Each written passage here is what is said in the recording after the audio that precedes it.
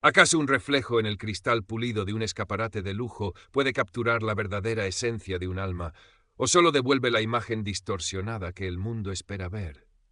Amina Diop a menudo se hacía esta pregunta mientras sus manos, ágiles y acostumbradas al trabajo, deslizaban un paño suave sobre las superficies inmaculadas de Quintana, la boutique más exclusiva del barrio de Salamanca en Madrid. Su propia imagen, oscura y esbelta, se superponía a los maniquíes vestidos con sedas y lanas que costaban más de lo que ella ganaría en un año entero. Una mueca fugaz, casi imperceptible, cruzaba sus labios. No era amargura, sino la constatación de una distancia, un abismo entre el mundo que limpiaba y el que habitaba. Llegaba cada mañana antes de que el sol se dignara a iluminar por completo las calles señoriales, cuando el aire aún conservaba la frescura de la noche madrileña. Su rutina era un ballet silencioso y meticuloso, aspirar las alfombras de terciopelo, pulir los expositores de cristal hasta que brillaran como el agua, asegurarse de que no hubiera ni una mota de polvo en los pliegues de un vestido de alta costura. En su taquilla, un pequeño cuaderno de bocetos guardaba sus verdaderos anhelos, diseños inspirados en los colores vibrantes de su Senegal natal, patrones que contaban historias de mercados bulliciosos y atardeceres sobre la sabana. Durante su breve descanso para el almuerzo, a veces, solo a veces, se permitía trazar una línea, dar forma a un sueño en el papel, antes de volver a sumergirse en la realidad aséptica de la opulencia ajena. Su compañera Luisa Fernández, una mujer colombiana de sonrisa fácil pero ojos permanentemente preocupados, solía decirle: «Amina, tú no miras, tú observas», como si buscaras el alma de las cosas. Luisa era más pragmática, más temerosa. Llevaba más tiempo en España, más tiempo lidiando con la precariedad y la mirada esquiva de aquellos para quienes solo eran sombras que mantenían el brillo de sus vidas. Esa mañana, el ambiente en Quintana era incluso más tenso de lo habitual. Se esperaba la visita de doña Isabel Quintana, la dueña de la cadena de boutiques, una mujer cuya presencia era sinónimo de inspección minuciosa y a menudo de reprimendas veladas. Doña Isabel no era simplemente una empresaria. Era una institución en sí misma, una figura imponente de unos 50 años, rubia, de piel pálida y facciones afiladas que parecían esculpidas en mármol frío.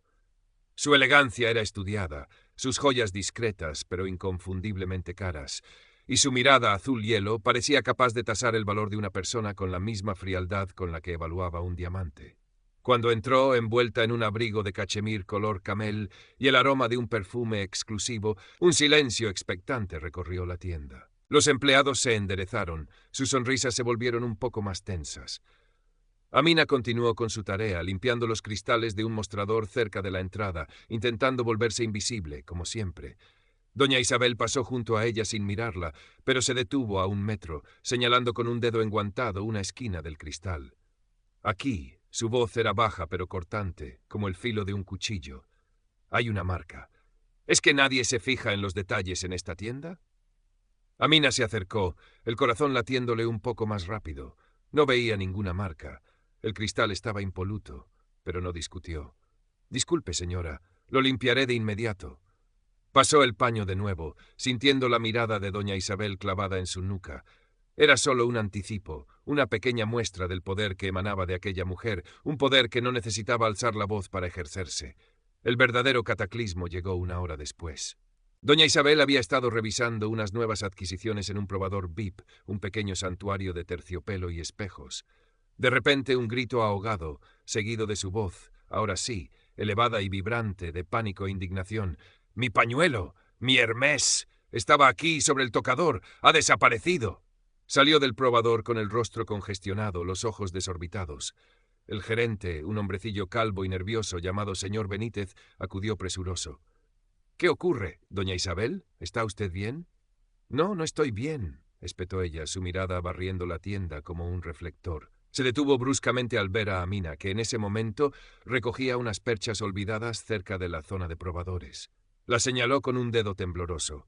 «Ha sido ella. Ella es la única que ha estado cerca. Estas personas siempre igual. Es obvio quién ha sido». Las palabras cayeron como piedras en el silencio tenso de la boutique. «Esta gente». La frase resonó en los oídos de Amina, helándole la sangre. El señor Benítez palideció. Pero doña Isabel, Amina lleva tiempo con nosotros. Es una chica honrada. —¿Honrada? —se burló Isabel Quintana. —No me hable de honradez. Quiero mi pañuelo y quiero que llamen a la policía inmediatamente. Su voz no admitía réplica. Amina se quedó paralizada, sintiendo cómo todas las miradas se clavaban en ella, cargadas de sospecha, de curiosidad morbosa. La acusación, brutal e infundada, la había despojado de su invisibilidad de la peor manera posible. El señor Benítez, más preocupado por apaciguar a su jefa que por la verdad, asintió con la cabeza repetidamente. —Sí, doña Isabel, por supuesto, ahora mismo. Sacó su móvil con manos temblorosas. Amina quiso hablar, defenderse, gritar que era una locura, pero las palabras se ahogaban en su garganta. El miedo, frío y paralizante, la atenazaba. Veía el rostro de Luisa, pálido y asustado, mirándola desde el otro extremo de la tienda antes de bajar la vista rápidamente. En ese instante comprendió la soledad absoluta de su posición. 2 agentes de la Policía Nacional llegaron en menos de 15 minutos. Un hombre y una mujer, ambos con expresiones serias y profesionales. Doña Isabel los recibió con un aire de tragedia contenida, relatando su versión de los hechos, enfatizando el valor del pañuelo. Una pieza de coleccionista, prácticamente insustituible, y señalando a Amina con una certeza que no dejaba lugar a dudas. Ella es la culpable, estoy segura. Los agentes escucharon a doña Isabel con deferencia, tomando notas. Luego se volvieron hacia Amina. La mirada del agente masculino era escrutadora, la de la mujer un poco más neutra, pero ambas la hacían sentir como un insecto bajo un microscopio. La llevaron a la trastienda, un espacio pequeño y abarrotado de cajas y maniquíes desmontados. El interrogatorio fue breve pero humillante. ¿Dónde estabas cuando desapareció el pañuelo? ¿Viste a alguien más cerca del probador de la señora? ¿Tienes algo que decir en tu defensa? Amina negó con la cabeza, su voz apenas un susurro. Yo no he cogido nada, estaba trabajando, limpiando. Mucha gente trabaja y no roba, replicó el agente con sequedad. Sus palabras, aunque no directamente acusatorias, estaban cargadas de una sospecha implícita que dolía más que un golpe. Revisaron su bolso, su taquilla. No encontraron nada, pero la sombra de la duda ya se había instalado. Tendrá que acompañarnos a comisaría para tomarle declaración formalmente, dijo la agente, su tono ahora un poco más suave, pero firme. Amina sintió que el suelo desaparecía bajo sus pies. ¿Comisaría? ¿Ella en una comisaría como una delincuente? Las lágrimas pugnaban por salir, pero las contuvo con un esfuerzo sobrehumano. No les daría esa satisfacción, asintió en silencio. Al salir de la boutique, escoltada por los 2 policías, sintió las miradas de los otros empleados, una mezcla de lástima y alivio por no ser ellos los señalados. El señor Benítez evitó su mirada. El mundo, que ya era precario, se había vuelto hostil y amenazante en cuestión de minutos. La comisaría del Distrito Centro era un edificio impersonal, con luces fluorescentes que parpadeaban y un olor a desinfectante y papel viejo. Pasó horas en una sala de espera, con sillas de plástico incómodas, viendo pasar a gente con problemas mucho más visibles que los suyos. Cuando finalmente la llamaron, un inspector diferente le hizo las mismas preguntas una y otra vez. Ella mantuvo su versión, su voz temblorosa pero firme. No había pruebas, solo la palabra de una mujer rica y poderosa contra la de una limpiadora inmigrante. Al final la dejaron marchar. De momento, no hay pruebas suficientes para detenerla, le dijo el inspector con un tono que sugería que la investigación seguiría abierta. Pero no abandone la ciudad. Podríamos necesitar volver a hablar con usted. Le entregaron un papel que confirmaba que había estado allí. Salió a la calle aturdida, el aire frío de la noche madrileña golpeándole el rostro. Eran casi las 10. El día que había comenzado con la rutina de limpiar el lujo ajeno terminaba con la mancha de una acusación infame. Caminó sin rumbo durante un rato, las luces de la ciudad borrosas a través de sus lágrimas contenidas. Finalmente, tomó el metro hacia Lavapiés, el barrio multicultural y bullicioso que era su hogar, un refugio que ahora se sentía frágil. Al día siguiente, una llamada del señor Benítez confirmó lo inevitable. Estaba suspendida de empleo y sueldo hasta que se aclarara el asunto. «Lo siento, Amina», dijo con una voz que sonaba falsamente compungida. «Pero entenderás que, dadas las circunstancias, ella entendía. Entendía que su palabra no valía nada. Entendía que el sistema estaba diseñado para proteger a los poderosos». Pasó los siguientes días en un limbo de angustia y desesperación. El poco dinero que tenía ahorrado no duraría mucho. La idea de no poder enviar dinero a su familia en Dakar la consumía. ¿Cómo iba a limpiar su nombre? ¿Quién la escucharía? Fue Luisa quien, tímidamente, le dio una posible salida. Amina, le dijo un día, encontrándola en el mercado de San Fernando, con la mirada perdida entre los puestos de frutas y verduras. Hay una ONG cerca de aquí, en la calle Embajadores. Ayudan a inmigrantes con papeles, con problemas legales. Quizás ellos. Amina se aferró a esa pequeña esperanza. Al día siguiente, con el corazón encogido, pero una nueva chispa de determinación, se dirigió a la dirección que Luisa le había indicado. El local de la red de apoyo al inmigrante era pequeño, modesto, pero lleno de actividad. Le asignaron a un joven abogado llamado Mateo Vega. Mateo tendría unos 30 años, con el pelo revuelto, gafas de pasta y una energía idealista que contrastaba con el cinismo que Amina empezaba a sentir. La escuchó con atención, sin interrumpirla, tomando notas en un bloc. Cuando ella terminó con la voz quebrada, Mateo la miró fijamente. «Amina, te creo», dijo con sencillez, «y esto que te ha pasado es una injusticia tremenda. No te prometo que sea fácil ni rápido, pero vamos a luchar. Tienes derecho a defender tu honor y a que se sepa la verdad». Por primera vez en días, Amina sintió que no estaba completamente sola. Las palabras de Mateo, su convicción, encendieron una pequeña llama en la oscuridad. La lucha por la verdad fue ardua. Mateo y Amina visitaron la boutique Quintana para intentar hablar con el señor Benítez o revisar las grabaciones de seguridad. Fueron recibidos con frialdad. El gerente se escudó en que no podía dar información sin autorización de doña Isabel. Las cámaras convenientemente habían tenido un fallo técnico ese día en la zona de los probadores. Amina intentó hablar con otros empleados, pero la mayoría la evitaba o respondía con monosílabos, temerosos de perder su trabajo. Solo Luisa le ofreció algo de consuelo y un detalle que en su momento pareció insignificante. Doña Isabel estaba muy nerviosa ese día, más de lo normal. Tenía varias bolsas y revolvía las cosas de una a otra como si no encontrara algo incluso antes de lo del pañuelo. Mientras tanto, Isabel Quintana no se había quedado de brazos cruzados. Aunque no hubo una denuncia formal con pruebas contundentes, el rumor del robo de la inmigrante en su prestigiosa boutique empezó a circular en sus círculos sociales y en algunos blogs de moda de dudosa reputación. Sin nombrar directamente a Amina, las insinuaciones eran claras, reforzando estereotipos y dañando cualquier posibilidad que ella tuviera de encontrar otro trabajo en el sector. Amina se sentía marcada, estigmatizada. Las entrevistas de trabajo a las que acudía terminaban abruptamente cuando mencionaba su anterior empleo. La desesperación volvía a llamar a su puerta. Hubo noches en las que pensó en rendirse, en volver a Senegal con la cabeza gacha, pero luego recordaba la mirada de desprecio de doña Isabel, la humillación en la comisaría, y una rabia sorda se encendía en su interior. No, no les daría el gusto. Su dignidad no estaba en venta. Mateo, a pesar de los escasos recursos de la ONG, no cejaba en su empeño. Investigaba, presentaba escritos, intentaba que algún periodista se interesara por el caso, pero las puertas se cerraban. Era la palabra de una limpiadora contra la de una de las mujeres más influyentes de Madrid. Un día, mientras Amina ayudaba a Mateo a organizar unos papeles en la pequeña oficina de la ONG, encontró su viejo cuaderno de bocetos. Hacía semanas que no dibujaba. Lo abrió y casi sin pensar empezó a trazar líneas, a dar forma a los sentimientos que la ahogaban, la rabia, la impotencia, pero también la resiliencia, la belleza de su cultura que nadie podía manchar. Creó un diseño para un pañuelo, un estampado vibrante combinaba motivos africanos con una silueta estilizada de la Puerta de Alcalá, como un símbolo de su identidad mestiza en esa ciudad que la había acogido y luego herido. Se lo enseñó a Mateo.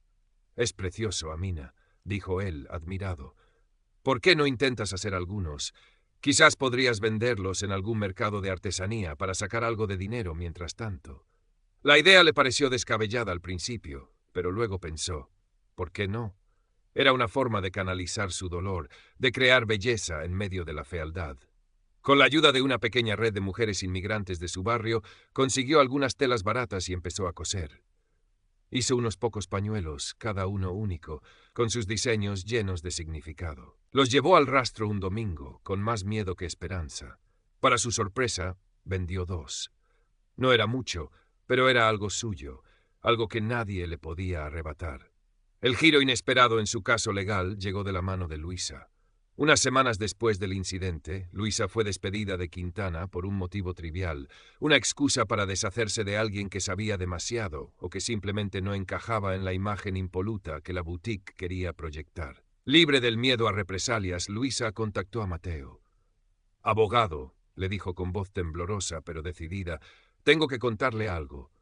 El día que acusaron a Amina, yo vi algo. Doña Isabel, antes de armar el escándalo por el pañuelo Hermés, estaba muy agitada. La vi meter apresuradamente algo, un trozo de seda naranja y azul, en el fondo de un bolso grande de piel, uno diferente al que luego dijo que le habían robado. Lo hizo como si lo escondiera de sí misma, y luego pareció olvidarlo por completo. Cuando empezó a gritar por el pañuelo, yo pensé, pero tenía tanto miedo». El testimonio de Luisa era una bomba. Si podían demostrar que el pañuelo nunca había sido robado, sino simplemente traspapelado por la propia doña Isabel en un momento de confusión o distracción, y que toda la acusación había sido fruto de sus prejuicios y su histeria, el caso daría un vuelco. Mateo actuó con rapidez. Con la declaración jurada de Luisa, solicitó una vista de conciliación urgente, invitando a doña Isabel Quintana, a sus abogados y al señor Benítez. La estrategia era confrontarlos con la nueva evidencia en un entorno controlado antes de considerar acciones legales más contundentes o una denuncia pública. La reunión se celebró en el despacho de un mediador, un lugar neutro y formal. Doña Isabel llegó con su habitual aire de superioridad, flanqueada por dos abogados de un prestigioso bufete. El señor Benítez parecía aún más encogido de lo habitual. Amina estaba nerviosa, pero la presencia serena de Mateo a su lado le infundía valor. Mateo expuso los hechos con claridad, presentando el testimonio de Luisa. Los abogados de doña Isabel intentaron desacreditar a la testigo, insinuando que era una empleada despedida y resentida. Doña Isabel negaba con la cabeza, su rostro una máscara de indignación ofendida. «Es ridículo. Esa mujer miente. Yo sé perfectamente lo que pasó». Pero su compostura empezó a resquebrajarse cuando Mateo, con calma, le hizo una pregunta directa. Doña Isabel estaría dispuesta a permitir una revisión de todos sus bolsos y pertenencias de aquel día, incluyendo el bolso grande de piel que la señora Fernández menciona, para verificar si, por un desafortunado descuido, el pañuelo pudiera encontrarse allí. Un silencio tenso llenó la sala. Los ojos de doña Isabel vacilaron por un instante. Sus abogados intercambiaron miradas incómodas. La trampa estaba tendida. Si se negaba, parecería culpable. Si accedía y el pañuelo aparecía, su credibilidad quedaría destruida. Fue entonces cuando Amina, que había permanecido en silencio, pidió la palabra. Su voz era baja, pero firme, sin rastro de la timidez de antaño. No miró a Isabel Quintana con odio, sino con una tristeza profunda. «Señora Quintana», comenzó, «ese pañuelo para usted quizás sea solo un objeto de lujo más. Para mí, su acusación ha sido mucho más que la pérdida de un trabajo. Ha sido la pérdida de mi tranquilidad, de mi reputación. Ha sido sentirme señalada, humillada, solo por ser quien soy, por mi color de piel, por mi origen. No sé si usted traspapeló ese pañuelo o no, pero sé que yo no lo robé, y sé que el daño que usted me ha hecho es inmenso». Sus palabras, cargadas de una dignidad herida pero intacta, tuvieron un efecto más poderoso que cualquier argumento legal. El rostro de doña Isabel perdió color. Por primera vez, pareció ver a Amina no como una sombra, sino como una persona. Quizás vio también el abismo al que se enfrentaba su propia reputación si el asunto trascendía. Sus abogados intervinieron rápidamente, solicitando un receso para deliberar. Cuando regresaron, su tono era conciliador. Sin admitir culpabilidad explícita, ofrecieron una compensación económica generosa a Amina por los malentendidos y los perjuicios causados, a cambio de su silencio y de no llevar el asunto más lejos. Mateo miró a Amina. La decisión era suya. Amina pensó en su familia, en sus necesidades, pero también pensó en todas las otras Aminas que no tendrían un Mateo o una Luisa para defenderlas. «Acepto la compensación», dijo finalmente, «pero con una condición. Quiero una disculpa pública por parte de la boutique Quintana, reconociendo que la acusación fue infundada. Y quiero que parte de esta compensación se done a la red de apoyo al inmigrante para que puedan seguir ayudando a personas en mi situación». Los abogados de Isabel tragaron saliva. Tras una breve y tensa negociación, aceptaron. Doña Isabel no pronunció palabra, pero su silencio era el de una derrota amarga. En los días siguientes, la boutique Quintana emitió un comunicado escueto pero claro, lamentando el desafortunado incidente y exonerando a Amina de toda sospecha. La noticia tuvo cierto eco en la prensa local, más por el prestigio de la marca que por la historia de la limpiadora. Isabel Quintana se retiró de la vida pública durante un tiempo. Su círculo social comentaba en susurros la metedura de pata de la gran dama. No fue la cárcel, ni la ruina total, pero sí una mancha indeleble en su imagen de perfección y control. Amina no volvió a limpiar en boutiques de lujo. Con el dinero de la compensación, pagó sus deudas, envió una buena suma a su familia y alquiló un pequeño local en Lavapiés, un espacio luminoso donde instaló su taller de diseño.